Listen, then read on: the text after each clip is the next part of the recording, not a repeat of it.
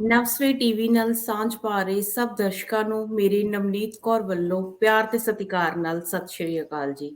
ਸਭ ਤੋਂ ਪਹਿਲਾਂ ਗੁਰਸ਼ਮਸ਼ੀਰ ਸਿੰਘ ਦਾ ਚੰਡੀਗੜ੍ਹ ਸਟੂਡੀਓ ਤੋਂ ਸਵਾਗਤ ਕਰਦੇ ਹਾਂ। ਬਹੁਤ-ਬਹੁਤ ਧੰਨਵਾਦ ਗੁਰਸ਼ਮਸ਼ੀਰ ਸਿੰਘ ਜੀ। ਹਾਂਜੀ, ਧੰਨਵਾਦ ਨਵਨੀਤ ਜੀ, ਮੈਨੂੰ ਜੁਆਇਨ ਕਰਨ ਲਈ। Thank you. ਜੀ, ਤੇ ਗੱਲ ਆਪਾਂ ਸਭ ਤੋਂ ਪਹਿਲਾਂ ਬੰਦੀ ਸਿੰਘਾਂ ਦੀ ਰਿਹਾਈ ਬਾਰੇ ਹੀ ਕਰਦੇ ਹਾਂ। ਇੱਕ ਪਾਸੇ ਰਾਮ ਰਹੀਮ ਨੂੰ ਪੈਰੋਲ ਮਿਲ ਜਾਂਦੀ ਹੈ ਤੇ ਜੇਕਰ ਕਰੀਏ ਕਿਤੇ ਨਾ ਕਿਤੇ ਲੱਗ ਰਿਹਾ ਵੀ ਕੇਂਦਰ ਸਰਕਾਰ ਸਿੱਖਾਂ ਨਾਲ ਵਿਤਕਰਾ ਕਰ ਰਹੀ ਹੈ। ਰਾਜੀਵ ਗਾਂਧੀ ਦੇ ਕਾਤਲਾਂ ਨੂੰ ਵੀ ਛੱਡ ਦਿੱਤਾ ਜਾਂਦਾ ਹੈ, ਪਰ ਜੇ ਬੰਦੀ ਸਿੰਘਾਂ ਦੀ ਰਿਹਾਈ ਦੀ ਗੱਲ ਕਰੀਏ ਉਹਦੇ ਵਿੱਚ ਕੋਈ ਨਾ ਕੋਈ ਰੁਕਾਵਟਾਂ ਆ ਰਹੀਆਂ ਨੇ। ਕੀ ਕਾਰਨ ਤੁਸੀਂ ਮਹਿਸੂਸ ਕਰਦੇ ਹੋ? ਦੇਖੋ, ਜਿਹੜਾ ਬੰਦੀ ਸਿੰਘਾਂ ਦੀ ਰਿਹਾਈ ਦਾ ਮਸਲਾ ਹੈ, ਉਹ ਪੰਜਾਬ ਦੇ ਸਾਰੇ ਜਿਹਨੂੰ ਆਪਾਂ ਕਾਲਾ ਦੌਰ ਕਹਿੰਦੇ ਹਾਂ ਪੰਜਾਬ ਦੇ ਇਤਿਹਾਸ ਦਾ, ਉਸ ਦੇ ਨਾਲ ਜਾ ਕੇ ਜੁੜਦਾ ਹੈ। ਜੋ ਉਸ ਵੇਲੇ ਦੀਆਂ ਸਾਰੀਆਂ ਪੀੜਾਂ ਨੇ, ਉਹ ਪੀੜਾਂ ਬੰਦੀ ਸਿੰਘਾਂ ਦੀ ਰਿਹਾਈ ਦੇ ਮੋਰਚੇ ਦੇ ਹਵਾਲੇ ਦੇ ਨਾਲ ਫਿਰ ਜਿਹੜੀਆਂ ਨੇ ਜ਼ਾਹਰ ਹੋ ਰਹੀਆਂ ਨੇ, ਕਿਉਂਕਿ ਮੌਜੂਦਾ ਰੂਪ ਦੇ ਵਿੱਚ ਸਿੱਖ ਜਨਮਾਨਸ ਦੇ ਵਿੱਚ ਇੱਕ ਬੜੀ ਡੂੰਘੀ ਭਾਵਨਾ ਸ਼ੁਰੂ ਤੋਂ ਹੀ ਆ 47 ਤੋਂ ਲੈ ਕੇ ਹੁਣ ਤੱਕ, ਕਿ ਭਾਰਤ ਦੇ ਵਿੱਚ ਸਾਡੇ ਨਾਲ ਬੇਨਿਆਈ ਹੁੰਦੀ ਹੈ। ਤੇ ਉਹ ਬੰਦੀ ਸਿੰਘਾਂ ਦੀ ਰਿਹਾਈ ਦਾ ਮਸਲਾ ਜਿੱਦਾਂ ਲਟਕ ਗਿਆ। ਇਹ ਤੁਹਾਨੂੰ ਪਤਾ ਹੋਊਗਾ ਕਿ ਜੋ ਬੰਦੀ ਸਿੰਘਾਂ ਦੀ ਜਿਹੜੀ ਰਿਹਾਈ ਹੈ, ਉਸ ਤੋਂ ਪਹਿਲਾਂ ਸਭ ਤੋਂ ਇਹ ਜਿਹੜਾ ਮੋਰਚਾ ਪਹਿਲੀ ਵਾਰ ਜਦੋਂ ਇਹਦਾ ਡਿਫੈਂਸ ਹੋਇਆ ਸੀਗਾ 2013 ਦੇ ਵਿੱਚ, ਗੁਰਬਖਸ਼ ਸਿੰਘ ਖਾਲਸਾ ਨਾਂ ਦੇ ਇੱਕ ਕਾਰਕੁਨ ਸੀਗੇ, ਜਿਨ੍ਹਾਂ ਨੇ ਅੰਬ ਸਾਹਿਬ ਜਿਹੜਾ ਮੋਹਾਲੀ ਦੇ ਵਿੱਚ ਆ, ਉੱਥੋਂ ਇੱਕ ਮੋਰਚਾ ਸ਼ੁਰੂ ਕੀਤਾ ਸੀ ਬੰਦੀ ਸਿੰਘਾਂ ਦੀ ਰਿਹਾਈ ਵਾਸਤੇ। ਉਹ ਮੋਰਚੇ ਨੂੰ ਵੀ ਕਾਫੀ ਚੜ੍ਹਤ ਹਾਸਲ ਹੋਈ ਸੀ ਉਸ ਟਾਈਮ ਤੇ 10 ਸਾਲ ਪਹਿਲਾਂ ਦੀ ਗੱਲ ਹੈ।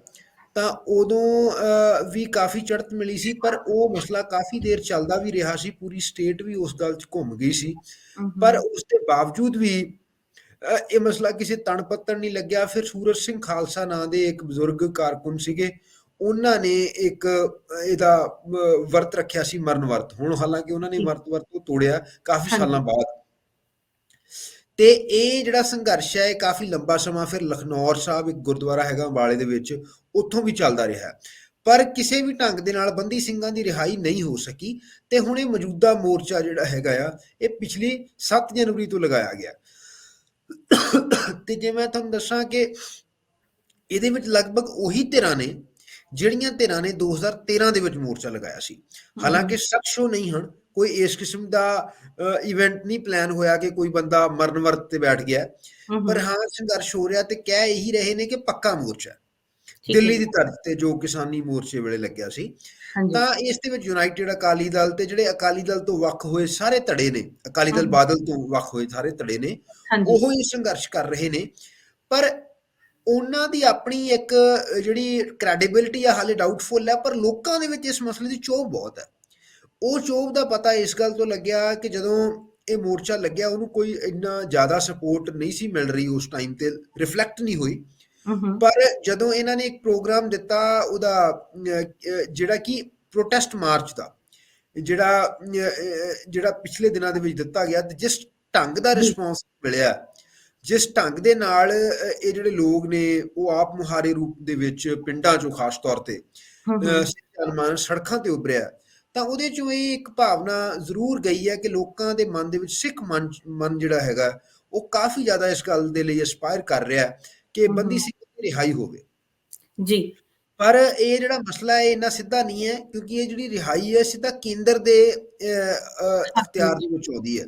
ਜਿਹੜੀ ਭਾਰਤ ਸਰਕਾਰ ਦਾ ਜਿਹੜਾ ਗ੍ਰਹਿ ਮੰਤਰਾਲਾ, ਹੋਮ ਮਿਨਿਸਟਰੀ ਹੈ, ਉਹੀ ਇਸ ਦੀ ਰਿਹਾਈ ਕਰ ਸਕਦੇ ਨੇ, ਕਿਉਂਕਿ ਜਿਹੜੇ ਕੇਸ ਨੇ ਇਹ CBI ਦੇ ਵੱਲੋਂ ਟਰਾਇਲ ਕੀਤੇ ਗਏ ਨੇ ਤੇ ਅੱਤਵਾਦ ਦੇ ਕੇਸ ਮੰਨੇ ਜਾਂਦੇ ਨੇ, ਉਸ ਜ਼ੁਮਰੇ ਦੇ ਵਿੱਚ ਆਉਂਦੇ ਨੇ। ਤਾਂ ਸਟੇਟ ਗਵਰਨਮੈਂਟ ਨੂੰ ਇਹਦੇ ਵਿੱਚ ਅਖਤਿਆਰ ਨਹੀਂ ਹੈ ਰਿਲੀਜ਼ ਕਰਨ ਦਾ। ਹਾਲਾਂਕਿ ਜਿਹੜੀ ਸਟੇਟ ਗਵਰਨਮੈਂਟ ਹੈ ਉਹ ਮਤਾ ਪਾ ਸਕਦੀ ਹੈ ਅਸੈਂਬਲੀ ਦੇ ਵਿੱਚ, ਜਿਸ ਗਵਰਨਰ ਦੇ ਰਾਹੀਂ ਭੇਜ ਕੇ ਉਹ ਕਹਿ ਸਕਦੇ ਆ ਕਿ ਇਸ ਨੂੰ ਰਿਲੀਜ਼ ਕੀਤਾ ਜਾਵੇ, ਅਸੀਂ ਰਿਕਮੈਂਡ ਕਰਦੇ ਹਾਂ ਕਿ ਸਾਡੀ ਸਟੇਟ ਦੇ ਬਸ਼ਿੰਦੇ ਨੇ, ਕਿਉਂਕਿ ਜਿਹੜੇ ਜ਼ਿਆਦਾ ਸਾਰੇ ਬੰਦੀ ਸਿੰਘ ਨੇ, ਇੱਕ ਸਿੰਘ ਹਰਿਆਣੇ ਦਾ, ਬਾਕੀ ਸਾਰੇ ਸਿੰਘ ਜਿਹੜੇ ਨੇ ਉਹ ਪੰਜਾਬ ਦੇ ਹੀ ਨੇ। ਤੇ ਇਹ ਕੀਤਾ ਜਾ ਸਕਦਾ, ਪਰ ਇੱਥੇ ਦਵਿੰਦਰਪਾਲ ਸਿੰਘ ਭੁੱਲਰ ਦਾ ਮਸਲਾ ਖਾਸ ਤੌਰ ਤੇ ਧਿਆਨ ਮੰਗਦਾ, ਬਿਲਕੁਲ ਇਲਨੈਸ ਦੇ ਵਿੱਚੋਂ ਗੁਜ਼ਰ ਰਹੇ ਨੇ, ਤੇ ਉਸ ਬਿਨਾਂ ਤੇ ਉਹਨਾਂ ਦੀ ਪਹਿਲਾਂ ਪੈਰੋਲ ਵੀ ਹੋ ਚੁੱਕੀ ਹੈ, ਤੇ ਪੈਰੋਲ ਹੋਈ ਸੀ, ਦੀਵਾਰ ਤੋਂ ਉਹ ਚਲੇ ਗਏ ਸੀ, ਤਾਂ ਉਹਨਾਂ ਦੀ ਟ੍ਰਾਂਸਫਰ ਹੋਈ ਸੀ ਦਿੱਲੀ ਦੀ ਤਿਹਾੜ ਜੇਲ੍ਹ ਤੋਂ ਅੰਮ੍ਰਿਤਸਰ ਦੇ ਵਿੱਚ, ਅੰਮ੍ਰਿਤਸਰ ਸੈਂਟਰਲ ਜੇਲ੍ਹ ਦੇ ਵਿੱਚ ਨੇ ਇਸ ਟਾਈਮ ਤੇ ਪਰ ਉਹਨਾਂ ਦੇ ਜੇਲ੍ਹ ਦੇ ਵਿੱਚ ਨਹੀਂ ਹਨ ਉਹ। ਹੁਣ ਜਿਹੜਾ ਜੇਲ੍ਹ ਦਾ ਹਸਪੀਟਲ ਹੈ, ਮੈਂਟਲ ਹਸਪੀਟਲ ਹੈ, ਉਹਦੇ ਵਿੱਚ ਨੇ। ਮਾਨਸਿਕ ਸਥਿਤੀ ਕਾਫੀ ਉਹਨਾਂ ਦੀ ਜਿਹੜੀ ਹੈ, ਹਾਂਜੀ, ਸਟੇਬਲ ਨਹੀਂ ਹੈਗੀ। ਸਟੇਬਲ ਨਹੀਂ ਹੈਗੇ। ਤਾਂ ਜੀ, ਉਹਨਾਂ ਦਾ ਕੇਸ ਬੜਾ ਖ਼ਾਸ ਹੈ। ਉਹ ਕੇਸ ਇਸ ਕਿਸਮ ਦਾ ਹੈ ਕਿ ਜਿਹੜਾ ਮਨਿੰਦਰ ਸਿੰਘ ਬਿੱਟੇ ਉਹਨਾਂ ਤੇ ਇੱਕ ਬੰਬ ਬਲਾਸਟ ਦਾ ਮਾਮਲਾ ਹੋਇਆ ਸੀ ਦਿੱਲੀ ਦੇ ਵਿੱਚ, ਉਸ ਦੇ ਜੀ, ਵਿੱਚ ਉਹ ਨਾਮਜ਼ਦ ਨੇ, ਜਿਹਦੇ ਵਿੱਚੋਂ ਉਹਨਾਂ ਨੂੰ ਟਰਾਇਲ ਹੋਇਆ, ਐਕਸਟ੍ਰੈਡੀਸ਼ਨ ਹੋਈ ਸੀ ਜਰਮਨੀ ਤੋਂ, ਆਪਾਂ ਨੂੰ ਸਾਰਿਆਂ ਨੂੰ ਪਤਾ ਹੈ। ਤੇ ਉਹ ਕੇਸ ਦੇ ਵਿੱਚ ਜਿਹੜਾ ਅਪਰਾਧ ਹੈ ਉਹ ਦਿੱਲੀ ਦੇ ਵਿੱਚ ਹੋਇਆ, ਤਾਂ ਦਿੱਲੀ ਦੀ ਜਿਹੜੀ ਸਰਕਾਰ ਹੈ, ਹੂੰ, ਹੂੰ, ਜਿੱਥੇ ਆਮ ਆਦਮੀ ਪਾਰਟੀ ਦੀ ਸਰਕਾਰ ਹੈ, ਉਹਨਾਂ ਦੇ ਅਖਤਿਆਰ 'ਚ ਆਉਂਦਾ ਕਿ ਉਹਨਾਂ ਦੀ ਜਿਹੜੀ ਰਿਹਾਈ ਹੈ ਜਾਂ ਉਹਨੂੰ ਰਿਕਮੈਂਡ ਕਰੇ। ਸੈਂਟੈਂਸ ਰਿਵਿਊ ਬੋਰਡ ਹੁੰਦਾ ਇੱਕ, ਸੈਂਟੈਂਸ ਰਿਵਿਊ ਬੋਰਡ ਦੇ ਵਿੱਚ ਦਿੱਲੀ ਸਰਕਾਰ ਦੇ ਵੀ ਨੁਮਾਇੰਦੇ ਨੇ, ਹੂੰ, ਤੇ ਹੂੰ, ਤੁਹਾਨੂੰ ਹੈਰਾਨੀ ਹੋਏਗੀ ਕਿ 5 ਵਾਰ ਜਿਹੜੀ ਹੈ ਸੈਂਟੈਂਸ ਰਿਵਿਊ ਬੋਰਡ ਨੇ ਉਹਨਾਂ ਦੀ ਜਿਹੜੀ ਅਰਜ਼ੀ ਹੈ ਰਿਲੀਜ਼ ਹੋਣ ਦੀ, ਉਹ ਰਿਜੈਕਟ ਕੀਤੀ। ਤਾਂ ਇਸ ਦੇ ਨਾਲ ਜਿਹੜੇ ਕੇਜਰੀਵਾਲ ਨੇ ਉਹ ਕਿਸੇ ਵੀ ਕਿਸਮ ਦਾ ਇਸ ਕਿਸਮ ਦਾ ਇੰਪ੍ਰੈਸ਼ਨ ਨਹੀਂ ਦੇਣਾ ਚਾਹੁੰਦੇ ਕਿ ਜਿਹੜੇ ਸਿੱਖ ਜਿਹੜੇ ਬੰਦੀ ਨੇ ਜਾਂ ਜਿਹੜੇ ਸਿੱਖ ਕੱਟੜ ਪਸੰਦ ਨੇ, ਖਾਲਿਸਤਾਨ ਦੀ ਜਿਹੜੀ ਮੂਵਮੈਂਟ ਨੂੰ ਸਪੋਰਟ ਕਰਨ ਵਾਲੇ ਲੋਕ ਨੇ, ਜੀ, ਉਹਨਾਂ ਨੂੰ ਉਹ ਕਿਸੇ ਕਿਸਮ ਦਾ ਰਿਲੀਫ ਦੇਣਾ ਚਾਹੁੰਦੇ ਨੇ। ਕਿਉਂਕਿ ਤੁਹਾਨੂੰ ਯਾਦ ਹੋਊਗਾ ਕਿ ਜਦੋਂ 2017 ਦੀਆਂ ਵਿਧਾਨ ਸਭਾ ਚੋਣਾਂ ਤੋਂ ਪਹਿਲਾਂ ਮੋਗੇ ਦੇ ਵਿੱਚ ਇੱਕ ਠਹਿਰ ਹੋਈ ਸੀ ਕੇਜਰੀਵਾਲ ਦੀ, ਜੀ, ਜੀ, ਬਿल्कुल, ਉਹਨਾਂ हाँ ਦਾ जी। ਜਿਹੜਾ ਸੰਬੰਧ ਹੈ ਉਹ ਖਾੜਕੂਵਾਦ ਦੀ ਮੂਵਮੈਂਟ ਨਾਲ ਰਿਹਾ ਸੀ। वो ਤਾਂ काफ़ी सुर्खियाँ च रहे उस समय, हाँ ਸਾਰੀ जी। ਗੇਮ ਪਲਟੀ। ਤੇ ਆਮ ਆਦਮੀ ਪਾਰਟੀ ਨੂੰ ਕਿਤੇ ਨਾ ਕਿਤੇ ਲੱਗਦਾ ਕਿ ਜੇ हुँ, ਸਿੱਖ ਐਕਸਟ੍ਰੀਮਿਸਟ ਦੇ ਨਾਲ ਅਸੀਂ ਕਿਸੇ ਵੀ ਕਿਸਮ ਦਾ ਇੱਕ ਜੁੜਾਅ ਰੱਖਦੇ ਹਾਂ, जी, ਤਾਂ ਉਸ ਦੇ ਨਾਲ ਸਾਨੂੰ ਖਸਾਰਾ ਹੋ ਸਕਦਾ ਸਿਆਸੀ ਤੌਰ ਤੇ। ਪਰ जी, ਇਹ ਉਹਨਾਂ ਦੀਆਂ ਗਿਣਤੀਆਂ ਨੇ। ਪਰ ਪੰਜਾਬ ਦੇ ਵਿੱਚ ਇਸ ਮਸਲੇ 'ਚ ਉਹ ਬਹੁਤ ਹੈ, ਤੇ ਜਦੋਂ ਪੰਜਾਬ ਦੇ ਵਿੱਚ ਹੁਣ ਉਹ ਰੂਲ ਕਰ ਰਹੇ ਨੇ, ਤਾਂ ਇਹ ਸਾਰੇ ਰੋਹ ਨੂੰ ਕਿਵੇਂ ਸ਼ਾਂਤ ਕਰਨਗੇ ਬਿਨਾਂ ਕਿਸੇ ਪਰਫਾਰਮੈਂਸ ਤੋਂ, ਇਹ ਭਗਵੰਤ ਮਾਨ ਦੇ ਲਈ ਨਿਰਸੰਦੇਹ ਇੱਕ ਵੱਡਾ ਸਵਾਲ ਹੈ। हुँ, ਤੇ हुँ, ਇਸ ਦੇ ਨਾਲ ਹੀ ਜਿਹੜੀ ਬੀਜੇਪੀ ਆ ਉਹ ਪੰਜਾਬ ਦੇ ਵਿੱਚ ਆਪਣਾ ਆਧਾਰ ਤਲਾਸ਼ ਰਹੀ ਹੈ। ਤਾਂ ਬੀਜੇਪੀ ਨੇ ਵੀ ਕਾਫੀ ਜਿਹੜੇ ਲੋਲੀਪੌਪ ਨੇ ਇਸ ਹਵਾਲੇ ਦੇ ਨਾਲ ਦਿੱਤੇ ਨੇ, हुँ, हुँ, ਕਿ ਕੀਤਾ ਜਾਊਗਾ। ਮਨਜਿੰਦਰ ਸਿੰਘ ਸਿਰਸਾ ਵੀ ਕਹਿ ਰਹੇ ਨੇ, ਹਰਿੰਦਰ ਸਿੰਘ ਪਾਲਕਾ ਜਿਹੜੇ ਦਿੱਲੀ जी, ਕਮੇਟੀ ਦੇ ਪ੍ਰਧਾਨ ਨੇ, ਉਹਨਾਂ ਨੇ ਵੀ ਇਹ ਗੱਲ ਕਹੀ ਹੈ। हुँ, हुँ, ਹੁਣ ਹਾਲੇ ਕੋਈ ਗੁਣੀਆਂ ਪੈਂਦਾ ਨਜ਼ਰ ਨਹੀਂ ਆ ਰਿਹਾ। ਜਦੋਂ 2019 ਦੇ ਵਿੱਚ ਆਪਣੇ ਪਹਿਲੇ ਪਾਤਸ਼ਾਹ ਗੁਰੂ ਨਾਨਕ ਦੇਵ ਜੀ ਦੀ ਸ਼ਤਾਬਦੀ ਸੀ, ਉਸ ਵੇਲੇ ਕੇਂਦਰ ਸਰਕਾਰ ਦੇ ਵੱਲੋਂ ਇਹ ਐਲਾਨ ਕੀਤਾ ਗਿਆ ਸੀ, हाँ जी, ਤੇ जी, ਹਲੇ ਤੱਕ ਇੰਪਲੀਮੈਂਟ ਨਹੀਂ ਹੋਇਆ। हुँ, ਨੋਟੀਫਿਕੇਸ਼ਨ हुँ, ਉਸ ਬਾਬਤ ਹੋਏ ਸੀ, ਤੇ ਉਹ ਹੁਣ ਹਲੇ ਸਾਰਾ ਇਹ ਜਿਹੜਾ ਸਿੱਖ ਮਨ ਦੇ ਵਿੱਚ ਰੋਹ ਹੈ, ਕਿਉਂਕਿ ਰਾਜੀਵ ਗਾਂਧੀ ਦਾ ਜਿਵੇਂ ਤੁਸੀਂ ਜ਼ਿਕਰ ਕੀਤਾ, जी, ਉਹਨਾਂ ਦੇ ਜਿਹੜੇ ਕਨਵਿਕਟ ਨੇ ਉਹਨਾਂ ਨੂੰ ਵੀ ਰਿਲੀਜ਼ ਮਿਲੀ ਹੈ। हुँ, हुँ, ਤੋ ਇਹ ਆਉਣ ਵਾਲੇ ਦਿਨਾਂ ਦੇ ਵਿੱਚ ਇਸ ਮਸਲੇ ਤੇ ਹਜੇ ਮੋਰਚਾ ਲੱਗਿਆ ਹੋਇਆ ਹੈ। ਅੱਜ ਜਿਹੜੇ ਕਿ ਪੰਜਾਬ ਵਾਸ ਪੰਜਾਬ ਦੀ ਜਥੇਬੰਦੀ ਦੇ ਜਿਹੜੇ ਸਰਪ੍ਰਸਤ ਨੇ अमृत, ਅੰਮ੍ਰਿਤਪਾਲ, ਉਹ ਵੀ जी, ਉਸ ਮੋਰਚੇ ਦੇ ਵਿੱਚ ਪਹੁੰਚੇ ਨੇ। हुँ, ਤਾਂ हुँ, ਇਹਦੇ ਨਾਲ ਇਹ ਆਉਣ ਵਾਲੇ ਦਿਨਾਂ ਦੇ ਵਿੱਚ ਹੋਰ ਭਖ ਸਕਦਾ, ਤੇ ਸਰਕਾਰ ਇਸ ਨਾਲ ਕਿੱਦਾਂ ਨਜਿੱਠਦੀ ਹੈ, ਖਾਸ ਤੌਰ ਤੇ ਪੰਜਾਬ ਸਰਕਾਰ, ਉਹ ਦੇਖਣਾ ਦਿਲਚਸਪ ਹੋਏਗਾ। ਜਲਦ ਤੋਂ ਜਲਦ ਇਹਦੇ ਤੇ ਕੋਈ ਨਾ ਕੋਈ ਫੈਸਲਾ ਲੈਣਾ ਚਾਹੀਦਾ ਕਿਉਂਕਿ ਇਹ ਅੱਗੇ ਹੀ ਉਹ ਬੰਦੀ ਸਿੰਘਾਂ ਦੀ ਰਿਹਾਈ ਜਿਹੜੀ ਆ ਉਹ ਬਹੁਤ ਜ਼ਿਆਦਾ ਲੇਟ ਹੋ ਚੁੱਕੀ ਹੈ। ਤੇ ਜੀ, ਜੀ। ਗੁਰਸ਼ਮਸ਼ੀਰ ਸਿੰਘ ਜੀ ਜੇ ਦੂਸਰੇ ਪਾਸੇ ਨਵਜੋਤ ਸਿੰਘ ਸਿੱਧੂ ਦੀ ਰਿਹਾਈ ਦੀ ਗੱਲ ਕਰ ਰਹੇ ਆ 26 ਜਨਵਰੀ ਨੂੰ ਉਹਨਾਂ ਨੂੰ ਇਹ ਰਿਹਾ ਹੋਣ ਦੇ ਕਾਫੀ ਚਾਂਸਿਸ ਸੀ ਫਿਰ ਕੀ ਰੁਕਾਵਟਾਂ ਆਈਆਂ ਨੇ ਉਹਦੇ ਬਾਰੇ ਕੀ ਅਪਡੇਟ ਹੈ? 26 ਜਨਵਰੀ ਨੂੰ ਜਿਹੜੀ ਰਿਹਾ ਹੋਣ ਦੇ ਜਿਹੜੇ ਚਰਚੇ ਸੀ ਉਹ ਬਿਲਕੁਲ ਹੈਗੇ ਸੀ। ਉਸ ਗੱਲ ਦੇ ਵਿੱਚ ਸੱਚਾਈ ਵੀ ਸੀ, ਕਿਉਂਕਿ ਇੱਕ ਰਵਾਇਤ ਹੈ ਭਾਰਤ ਦੇ ਵਿੱਚ, ਜਦੋਂ ਵੀ ਗਣਤੰਤਰ ਤੇ ਆਜ਼ਾਦੀ ਦਾ ਦਿਨ ਹੁੰਦਾ ਤਾਂ ਉਦੋਂ ਸਰਕਾਰ ਇੱਕ ਪੋਜ਼ਿਟਿਵ ਜੈਸਚਰ, ਗੁੱਡਵਿਲ ਜੈਸਚਰ ਦੇ ਤੌਰ ਤੇ ਕੈਦੀਆਂ ਨੂੰ ਛੱਡਦੀ ਹੈ, ਗੁੱਡ ਕੰਡਕਟ ਦੇ ਬਿਹਾਫ ਤੇ। ਇਹ ਹਮ, ਇੱਕ ਰਵਾਇਤ ਪਹਿਲਾਂ ਤੋਂ ਤੁਰੀ ਜੀ, ਆਉਂਦੀ ਹੈ, ਤੇ ਇਕੱਲੇ ਨਵਜੋਤ ਸਿੰਘ ਸਿੱਧੂ ਲਈ ਨਹੀਂ ਹੈਗੀ। ਤਾਂ ਉਸ ਕਰਕੇ ਉਸ ਜ਼ੁਮਰੇ ਦੇ ਵਿੱਚ ਜਿਹੜੀ ਹੋਮ ਮਿਨਿਸਟਰੀ ਹੈ ਦੇਸ਼ ਦੀ, ਉਹ ਇੱਕ ਸਰਕੂਲਰ ਜਾਰੀ ਕਰਦੀ ਹੈ ਸਟੇਟਸ ਨੂੰ ਕਿ ਇਸ ਵਾਰ ਜੀ, 26 ਜਨਵਰੀ ਦੇ ਉੱਤੇ ਤੁਸੀਂ ਜਿਹੜੇ ਕੋਈ ਬੰਦੇ ਰਿਮਿਸ਼ਨ ਪਾਲਿਸੀ ਜਿਹੜੀ ਹੈ ਸਟੇਟ ਦੀ ਹੁੰਦੀ ਹੈ, ਹਮ, ਜਿਹੜੀ ਰਿਹਾਈ ਕਰਨ ਦੀ, ਤਾਂ ਉਹਦੇ ਵਿੱਚ ਤੁਸੀਂ ਆਪਣੀਆਂ ਪ੍ਰਪੋਜ਼ਲਸ ਬਣਾ ਕੇ ਭੇਜ ਸਕਦੇ ਹੋ। ਇਹ ਬੰਦੇ ਜਿਹੜੇ ਛੱਡਣੇ ਨੇ ਤੁਸੀਂ, ਹਨਾ। ਤਾਂ ਉਹ ਸਰਕੂਲਰ ਇਸ ਵਾਰ ਵੀ ਅਗਸਤ ਮਹੀਨੇ ਦੇ ਵਿੱਚ ਆਇਆ ਸੀ, ਤੇ ਉਸ ਸਰਕੂਲਰ ਦੇ ਤਹਿਤ 51 ਬੰਦਿਆਂ ਦੀ ਇੱਕ ਲਿਸਟ ਬਣੀ ਸੀ, ਕੈਦੀਆਂ ਦੀ, ਜੀ, ਪੰਜਾਬ ਦੇ ਹਮ, ਵਿੱਚੋਂ, ਜਿਨ੍ਹਾਂ ਨੂੰ ਗਣਤੰਤਰ ਦਿਵਸ ਤੇ ਛੱਡਿਆ ਜਾਣਾ ਸੀ, ਤੇ ਹਮ, ਉਹਦੇ ਵਿੱਚ ਨਵਜੋਤ ਸਿੰਘ ਸਿੱਧੂ ਦਾ ਨਾਮ ਵੀ ਸੀ।